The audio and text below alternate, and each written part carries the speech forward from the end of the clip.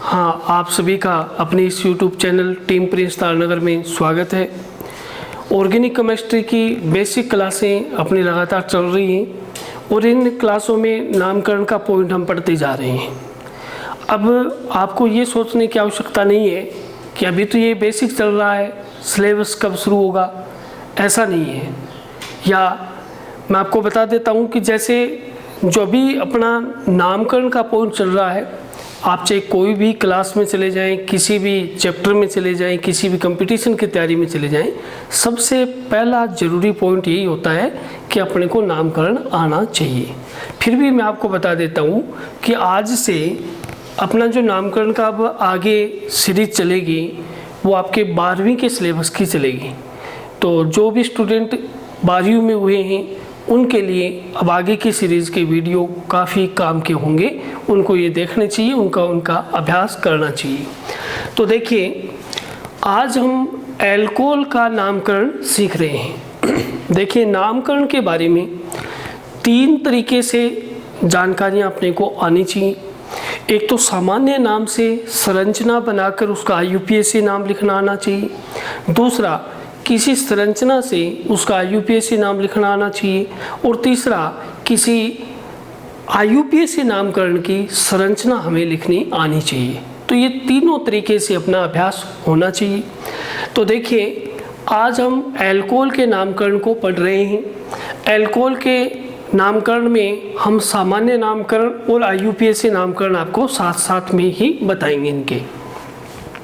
सबसे पहली बात, एल्कोहल के लिए IUPAC अनुलग्न, IUPAC में अनुलग्न ओल लिखा जाता है। ठीक है, क्या लिखा जाएगा? ओल। ये अपने को ध्यान में रखना है। एल्कोहल श्रेणी के नामकरण के लिए सामान्य नामकरण अगर लिखा जाए, इनका सामान्य नामकरण किया जाए, सामान्य नामकरण, तो सामान्य नामकरण में इनको एल्किल एल्कोहल कहते हैं। एल्किल एल्कोहल कहते हैं। और IUPAC पद्धति में इनका नामकरण एल्केनोल के रूप में होता है। एल्केनोल के रूप में इनको नामकरण इनका किया जाता है। अगर एल्कोहल श्रेणी का सामान्य सूत्र की बात करें तो इनका सामान्य, इस सजातीय श्रेणी का सामान्य अणुसूत्र जो है CnH2n+2O होता है। ये एल्कोहल श्रेणी का सामान्य अणुसूत्र बन जाता है। तो इन सब जानकारियों के साथ हम आज की इस क्लास को शुरू करते हैं और इसमें कुछ एग्जाम्पल अपने सामने लिखे हुए हैं। हम इनका अभ्यास करेंगे, इनको सीखेंगे, इन्हीं में नियम भी आ जाएंगे अपने और इनका अभ्यास भी हो जाएगा। तो देखते हैं, पहले उदाहरण में देखिएगा, ये यहाँ 2 कार्बन का एल्किल समूह है। क्योंकि एल्कोहल को एल्केन का हाइड्रोक्सी व्युत्पन्न माना जाता है। ये एल्केन है, इससे हाइड्रोजन हटा करके और इसकी जगह हमने OH लगाया होता है।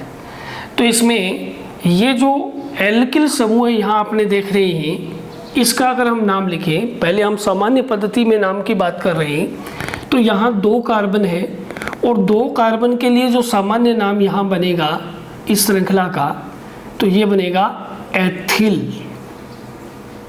और फिर ये आगे आ जाएगा एल्कोहल, तो नाम हो गया एथिल एल्कोहल।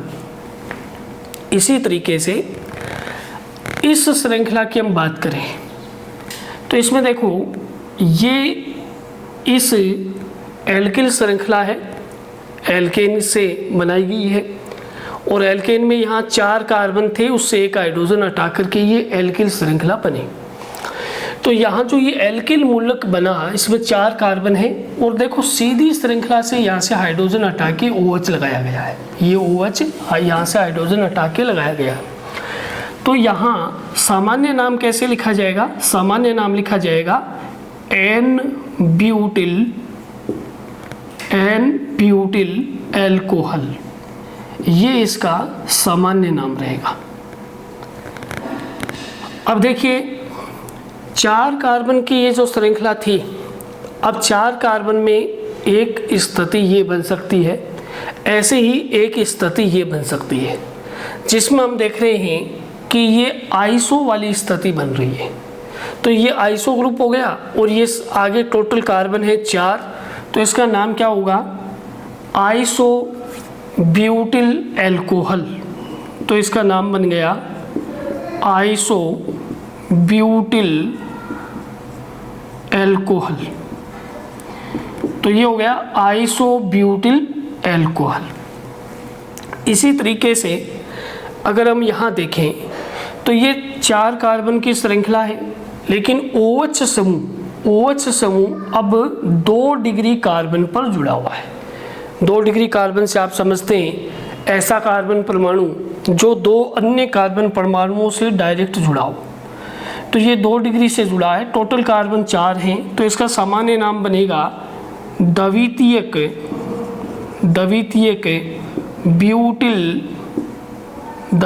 Butyl alcohol. तो ये इसका सामान्य नाम बन गया द्वितीयक ब्यूटिल एल्कोहल। इसी तरीके से अगले एग्जाम्पल में देखते हैं। देखो अगर मान लीजिए यहाँ से ये OH हटाते हैं ऐसे, तो ये जो कार्बन है, ये कार्बन 3 डिग्री कार्बन है, ये कार्बन 3 डिग्री कार्बन है। तो यहाँ से अगर H हटा के OH लगाया गया है, तो ये OH 3 डिग्री कार्बन से जुड़ा है। तो ये जो एल्कोहल है वो तृतीयक एल्कोहल है। अब इसमें टोटल कार्बन है 4, तो सामान्य नाम क्या बनेगा, तृतीयक ब्यूटिल एल्कोहल। तृतीयक ब्यूटिल एल्कोहल इसका सामान्य नाम बनेगा। ऐसे ही ये 2 एग्जाम्पल यहाँ अलग तरह के हैं। इन सभी एग्जाम्पल में एक एक OH आ रहा है, तो इनको मोनोहाइड्रिक एल्कोहल कहा था यहाँ तक। लेकिन इस एग्जाम्पल में 2 OH आ गए तो ये डाईहाइड्रिक एल्कोहल होगा। इसी तरह से इस एग्जाम्पल में 3 OH आ गए तो ये ट्राईहाइड्रिक एल्कोहल हो जाएगा। तो ये जो यहाँ एग्जाम्पल देख रहे हैं वो डाईहाइड्रिक एल्कोहल का है और इसका सामान्य नाम होता है एथिलीन ग्लाइकोल। इसको सामान्य नाम में हम कहेंगे एथिलीन ग्लाइकोल, ये इसका सामान्य नाम होगा। इसी तरीके से ये जो यौगिक हम देख रहे हैं इसका सामान्य नाम ग्लिसरोल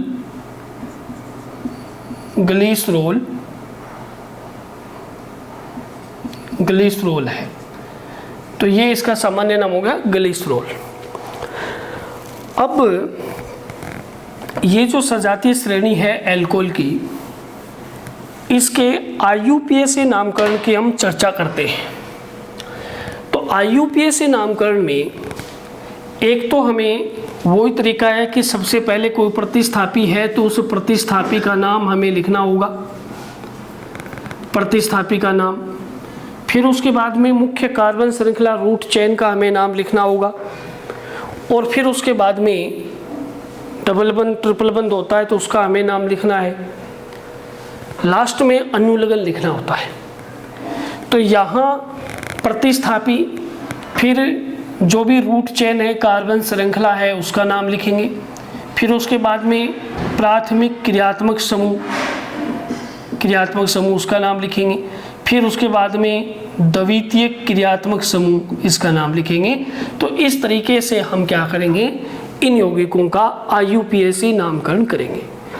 तो ये जैसे यौगिक है, इसका सामान्य नाम तो था ये एथिल एल्कोहल, और अगर इसका IUPAC नाम लिखें, IUPAC नाम लिखा जाए तो IUPAC नाम देखो इसका क्या होगा, 2 कार्बन की श्रृंखला है तो इसको कोई प्रतिस्थापी नहीं है तो सीधा इसका नाम लिखेंगे एथेन, और इसमें एल्कोहल का अनुलग्न IUPAC में होता है ओल, तो ये नाम हो जाएगा एथेनॉल। अब इसी तरीके से ये जो यौगिक है इसका सामान्य नाम तो ये लिखा हुआ है एन ब्यूटिल अल्कोहल। IUPAC में नाम क्या होगा, देखिए ये इधर से OH समूह को न्यूनतम अंक मिले इसलिए नंबरिंग यहाँ से हो जाएगी 1 2 3 4। अब देखिए इसका IUPAC नाम में 4 कार्बन की श्रृंखला है तो नाम होगा ब्यूटेन, और कितने कार्बन पे OH है, 1 पर है तो ये नाम हो जाएगा 1 ओल। यानी IUPAC पद्धति में इसका नाम हो गया ब्यूटेन 1 ओल। इसी तरीके से ये एक श्रृंखला है, ये यौगिक है, इसका IUPAC नाम लिखना है तो OH को न्यूनतम अंक देते हुए, OH जिस कार्बन से जुड़ा उसको न्यूनतम अंक देते हुए नंबरिंग करेंगे तो ये 1, ये 2, ये 3। अब यहाँ 2 नंबर कार्बन पर प्रतिस्थापी आ गया तो उसका पहले नाम उसका लिखा जाएगा। तो देखिए इस यौगिक का IUPAC नाम कैसे लिखा जाएगा। सबसे पहले ये प्रतिस्थापी का नाम 2 मैथिल, और 3 की श्रृंखला बन रही है तो 3 की श्रृंखला को क्या कहते हैं, प्रोपेन।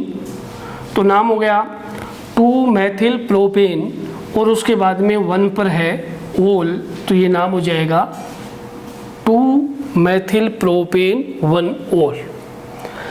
इसी तरीके से ये जो यौगिक है इस यौगिक का हमें IUPAC नाम देखना है।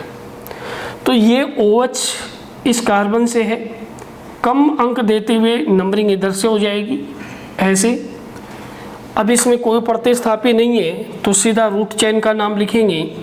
4 कार्बन है, एकल बंध है तो IUPAC में ब्यूटेन, और OL यानी यहाँ पर OL जो है वो इसका अनुलग्न है, लेकिन OL कितने कार्बन पर है, कितने नंबर कार्बन पर है, 2 नंबर कार्बन पर है तो नाम हो जाएगा ब्यूटेन 2 ओल। ये इसका IUPAC नाम हो जाएगा, ठीक है। तो ये इसका IUPAC नाम हो जाएगा ब्यूटेन 2 ओल। अब इसी तरीके से ये जो यौगिक है इस यौगिक का क्या नाम होगा IUPAC पद्धति में वो हम देखते हैं। सबसे पहली बात तो है कि OH जिस कार्बन से जुड़ा है उसको न्यूनतम अंक देना है और फिर बड़ी से बड़ी कार्बन श्रृंखला का चयन करना है। अब ऐसा नहीं करेंगे कि जैसे ये इसको न्यूनतम अंक दिया 1 और इधर चले फिर 2 कार्बन की श्रृंखला बन गई, नहीं ऐसा नहीं होगा, क्योंकि इसमें 3 कार्बन की श्रृंखला बनने की संभावना है, ये है। तो मुख्य श्रृंखला इस तरह से ली जाएगी, चाहे आप इस ऊपर वाले कार्बन को छोड़ कर के नहीं इस साइड वाले कार्बन को भी ले सकते हैं ऐसे, ये भी ऐसे मुख्य श्रृंखला ऐसे बन जाएगी अपनी, जिसमें ये 1, ये 2 नंबर कार्बन, ये 3 नंबर कार्बन। अब अगर इधर से भी चले तो भी ये OH है वो 2 पर आ रहा है, इधर से चले तो भी 2 पर आ रहा है। तो अब इसमें सबसे पहले प्रतिस्थापी का नाम लिखा जाएगा, ये प्रतिस्थापी है 2 नंबर कार्बन पर। तो IUPAC पद्धति में IUPAC में इसका नामकरण कैसे लिखा जाएगा। IUPAC नाम इसका इस प्रकार बनेगा, देखो सबसे पहले प्रतिस्थापी का नाम लिखेंगे तो ये हो जाएगा 2 मैथिल, उसके बाद में रूट चेन कितने कार्बन की, 3 कार्बन की, क्या कहेंगे, प्रोपेन। तो ये हो गया 2 मैथिल प्रोपेन। उसके बाद में OH है 2 नंबर कार्बन पर तो आ जाएगा 2 ओल। तो ये इसका IUPAC नामकरण हो गया। इसी तरीके से ये 2 एग्जाम्पल है, इनके भी नाम हम देखते हैं। देखो इसमें 2 कार्बन की श्रृंखला है और दोनों पर ही 1 और 2 पर दोनों पर ही ओल लगे हुए हैं, OH समूह लगे हुए हैं। तो इसमें 2 कार्बन को हम क्या कहेंगे, एथेन, और यहाँ 1 2 डाईओल।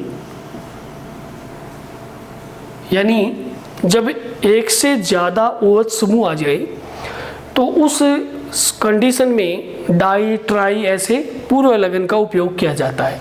तो ये इसका क्या बन गया, IUPAC नाम बन गया इसका। इसी तरीके से यहाँ इस यौगिक का अगर हमें IUPAC नाम लिखना है तो कैसे लिखेंगे, 1 2 3, और तीनों पर एक एक OH लगे हुए हैं। तो यहाँ क्या लिखा जाएगा, देखो IUPAC नाम कैसे लिखेंगे, 3 की श्रृंखला है तो क्या कहेंगे इसको, प्रोपेन। और OH किन किन कंडीशन पर है, कौन सी स्थितियों पर है देखते हैं, 1 पर है, 2 पर है और 3 पर है।